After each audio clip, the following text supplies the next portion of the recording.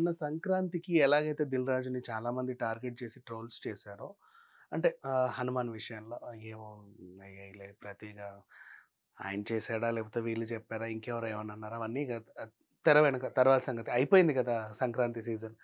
కానీ ట్రోల్ అయితే అయ్యాడు. చాలామంది ఈయన వల్ల ఏదో అయింది. చాలామందికి నష్టం జరిగింది. ఇలాంటివన్నీ మాట్లాడుకున్నారు. సరే వదిలేద్దాం. ఆయనకు కూడా నష్టం జరిగిందిలే. ఎందుకంటే ఆయన రిలీజ్ చేసిన సినిమాలన్నీ సరిగ్గా ఆడల 'హనుమాన్' తప్ప. ఆ 'మైత్రి' వాళ్ళకైతే మంచి డబ్బులొచ్చాయి. ఇంకా వస్తానే ఉన్నాయి. లాస్ట్ సంక్రాంతికి కూడా అలాగే అయింది. 'మైత్రి' వాళ్ళే మంచిగా దండుకున్నారు. 'దిల్ రాజు' గారు పోటీకెళ్లారు కానీ 'వారసుడు' ఇవన్నీ సరిగ్గా ఆడల. సరే అది ఆళ్ళ వ్యక్తిగతం. ఇప్పుడు మళ్ళీ 'దిల్ రాజు' గారిని బీభత్సంగా ట్రోల్ చేస్తున్నారు. ఎవరు ట్రోల్ చేస్తున్నారు అంటే 'దిల్ రాజు' గారిని, 'శంకర్‌ని కలిపి 'రామ్ చరణ్ తేజ' ఫ్యాన్స్ ట్రోల్ చేస్తున్నారు. అయితే ఈ 'గేమ్ చేంజర్' సినిమా ఆహ్, సంక్రాంతికి రాదులే ఎలాగో గాని సమ్మర్‌కి వస్తదనుకున్నారు కనీసం అట్‌లీస్ట్. సమ్మర్‌కి వస్తదా అనుకుంటే సమ్మర్‌కి లేదు ఈ సినిమా. ఎందుకంటే ఆహ్, మొన్న 'దిల్ రాజు' గారే ఈ సినిమా సమ్మర్‌కి రావట్లేదు. మేము సెప్టెంబర్ మొదటి వారం గాని, రెండో వారం గాని రిలీజ్ చేయాలనుకుంటున్నాము అని చెప్పారు.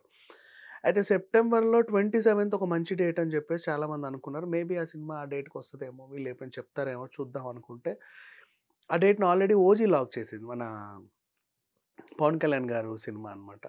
సుజిత్ డైరెక్షన్‌లో వచ్చేటువంటి సినిమా 'ఓజీని' ఆల్రెడీ వాళ్ళు లాక్ చేసేసారు. మంచి డేట్‌ని మీరు మిస్ చేసుకున్నారండి. సెప్టెంబర్ 27న మీరే చేయాల్సింది అని చెప్పి చాలామంది ట్రోల్ చేస్తున్నారు. అండ్ సమ్ మెంబర్స్ ఎందుకు నువ్వు దసరాకి మొన్న వస్తావనుకుంటే రాలేదు. సంక్రాంతికంటే వస్తావనుకుంటే రాలేదు. కనీసం సమ్మర్‌కైనా వస్తావనుకుంటే రాలేదు. మళ్ళీ పండగ సీజన్‌కెళ్ళిపోయావు ఏంటా అని చెప్పి మళ్ళీ చాలామంది ట్రోల్ చేస్తున్నారు. ఇక అసలు విషయానికొస్తే 'గేమ్ చేంజర్' సినిమా స్టార్ట్ చేసినప్పుడు ఏమైందో కానీ, శంకర్ గారు తర్వాత మళ్ళీ ఇండియన్ 2ని పట్టాలెక్కించారు. అది కూడా కంప్లీట్ చేస్తా ఉన్నారు. శంకర్ గారి సినిమా అంటే కొంచెం టైం పడతది ఆయనకు కూడా. ఎందుకంటే హై టెక్నికల్ వాల్యూస్‌తో, భారీ సెట్‌లతో కొంచెం హంగామాగా చేయాలనుకుంటారు. ఇకపోతే 'దిల్ రాజు' గారికి కొంచెం ఆయనకు కూడా చూసుకోవాలి గదా! ముందు మంచి చెడు. ఈ సినిమా ఏకంగా 350 క్రోర్స్ పెట్టి తీస్తున్నారు. And 'Ram Charan' dual role.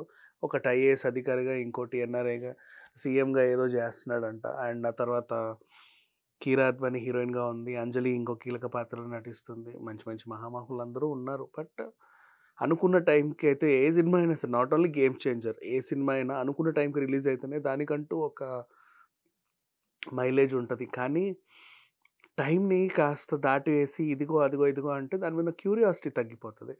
మరి 'దిల్ రాజు' గారి సొంత సినిమా 350,00,00,000కి పైగా ఖర్చు పెడుతున్నారు. పైగా 'శంకర్' గారు అండ్ 'ట్రిపుల్ ఆర్' తర్వాత గ్లోబల్ ఇమేజ్ తెచ్చుకున్నటువంటి 'రామ్ చరణ్‌కి' ఒక మంచి మైల్ స్టోన్ లాంటి సినిమా. అలాంటిది జాప్యం జరగడంలో ఫ్యాన్స్ కొంచెం హర్ట్ అయ్యారని మాత్రం తెలుస్తుంది. Thank you so